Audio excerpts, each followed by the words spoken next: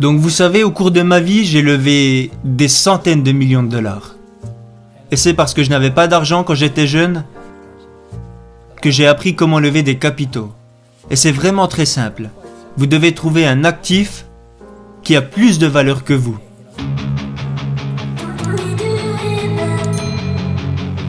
Seuls les paresseux utilisent leur propre argent. Et je dis ça parce que j'ai passé une grande partie de ma vie à lever des capitaux. Aujourd'hui, vous avez le financement participatif et tous ces trucs, mais la raison pour laquelle j'ai dû apprendre à lever des fonds est que je n'avais pas d'argent à l'époque. Et donc, si vous avez lu mon livre « Père riche, Père pauvre », vous savez que mon père riche avait l'habitude de dire « Ne dites jamais « je ne peux pas me le permettre ». Ça, c'est ce que disait mon père riche. Et beaucoup de mes professeurs n'étaient pas du même avis. Les paresseux disent toujours « je ne peux pas me le permettre », « je n'ai pas d'argent ». C'est pour ça qu'ils sont pauvres, ils ont un mindset de pauvre. Donc au lieu de trouver comment lever des fonds, parce que c'est vraiment très facile de devenir un loser, je les appelle les losers. Et ça les énerve. Parce que nous avons tous le pouvoir, si nous le désirons vraiment, de ne pas rester pauvres, à condition de savoir comment gagner de l'argent. Et l'une des raisons pour lesquelles ça m'énerve autant, ça me met toujours en rogne. Mon père riche était diplômé d'université.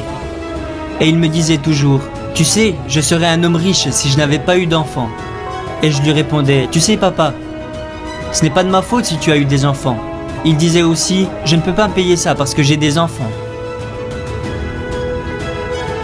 Et plus il disait ça, et plus ça me mettait en colère. Alors que pendant ce temps, mon père riche me disait « C'est pour ça que ton père est pauvre, parce qu'il est paresseux.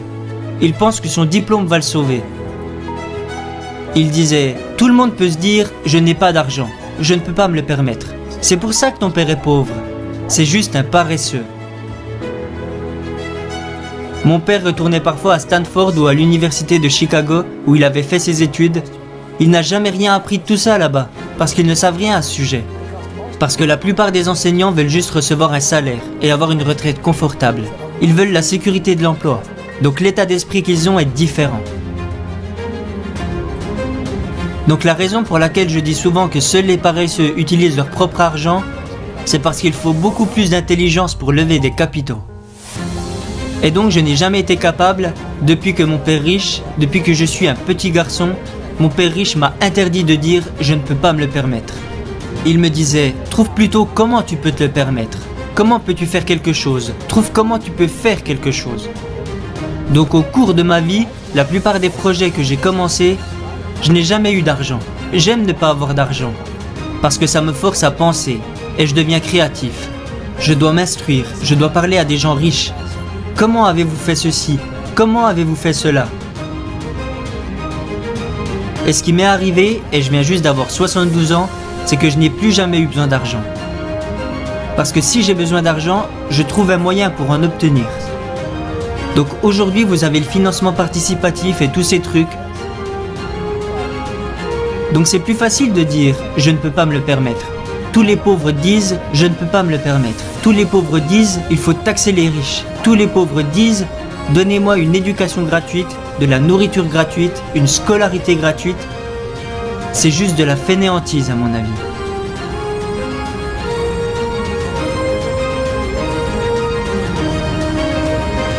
Donc vous savez, au cours de ma vie, j'ai levé des centaines de millions de dollars. Et c'est parce que je n'avais pas d'argent quand j'étais jeune que j'ai appris comment lever des capitaux. Et c'est vraiment très simple. Vous devez trouver un actif qui a plus de valeur que vous.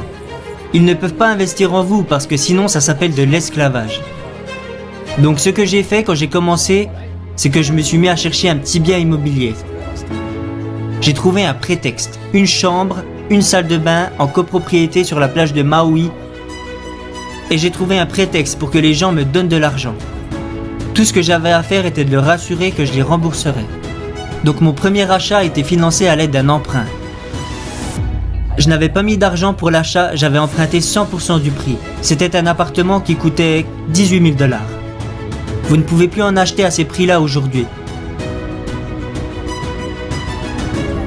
Mais à l'époque, l'économie était en chute libre. Donc j'ai acheté cet appart à 18 000 $. Le gars voulait 10% d'acompte. Vous n'avez pas besoin d'être bon en maths. 10% de 18 000 $, ça fait combien? 1800 $. J'aurais pu utiliser mon argent, j'avais l'argent. Mais ça aurait été trop facile. Seules les personnes paresseuses utilisent leur propre argent. Et c'est ce qui va certainement énerver beaucoup de gens. Vous me traitez de paresseux? Eh bien oui, en effet. Parce que vous êtes le genre de personnes qui disent « Je ne peux pas me le permettre, je ne peux pas faire ça ». C'est ça le problème. Le problème se situe entre cette oreille et cette oreille. Je ne peux pas faire ça. La plupart des membres de ma famille disent « Je ne peux pas me le permettre ». Mon père m'a appris à dire ça. Ma mère m'a appris à dire ça. Mon père riche m'a appris à ne jamais dire ça. Donc ma plus grosse erreur, c'était en 1973. J'ai commencé à acheter mon premier bien. On avait conclu le deal à 18 000 $. 1800 $ d'acompte, 25 $ de loyer mensuel, de revenus passifs. Et puis j'ai continué à faire ça. J'ai acheté beaucoup de biens immobiliers par la suite.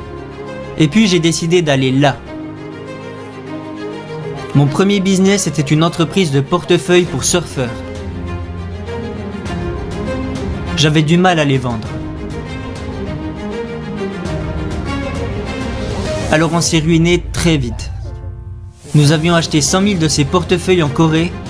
On les envoyait dans notre entrepôt à Long Island et nous empruntions de l'argent à nos investisseurs. Donc nous avons levé environ 600 000 $. Donc on rencontrait de sérieux problèmes.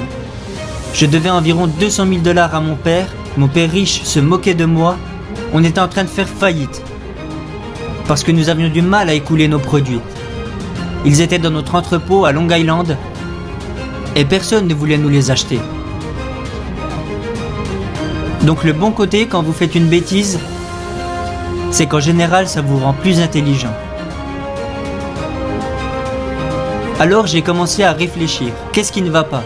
Et j'avais remarqué à cette époque que beaucoup de baby-boomers étaient en surpoids et qu'ils se mettaient de plus en plus à courir. La course à pied était en train de devenir à la mode, parce que personne ne faisait de course à pied avant ça. Mais de plus en plus de monde commençait à courir. Un jour, j'étais en train de lire le journal, j'étais à Honolulu, les affaires allaient mal. Et dans le journal, il y avait un article sur ce jogger à San Francisco qui allait tous les jours courir dans un parc. Et ce que le jogger disait, c'est qu'il n'avait aucun endroit pour mettre ses clés de voiture. Il les mettait sous sa roue de voiture et il allait faire son jogging autour du parc.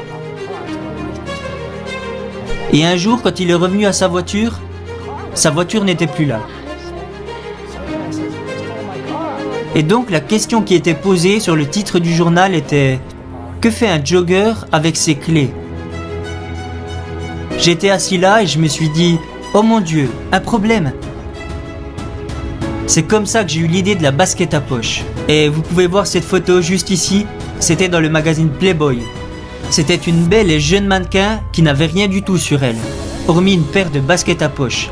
On était en train de faire faillite à l'époque. Mais quand cette photo a été publiée dans Playboy, soudainement on était devenus des génies.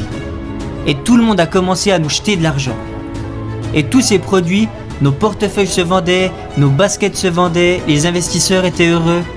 Et les ventes ont commencé à exploser. Et nous avons eu beaucoup de succès.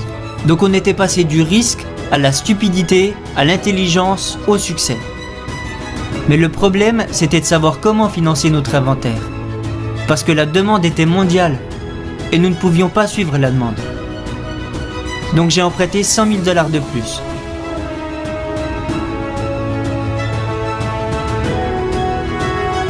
Et je suis allé voir mon comptable et je lui ai demandé « Stanley, est-ce que ces 100 000 $ de plus peuvent résoudre nos problèmes d'approvisionnement ?» Il m'a répondu « Oui, ils le peuvent. » Alors j'ai donné un chèque à Stanley et il s'est enfui avec.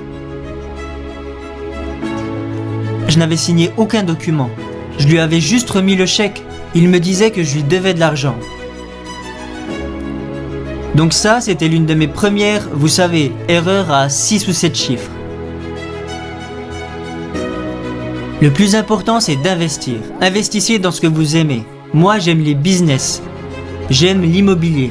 Je veux dire, j'aime vraiment ça. et j'aime l'or et l'argent. Donc j'investis dans ce que j'aime. La plupart des gens disent « Faites ce que vous aimez ». Moi, je préfère investir dans ce que j'aime.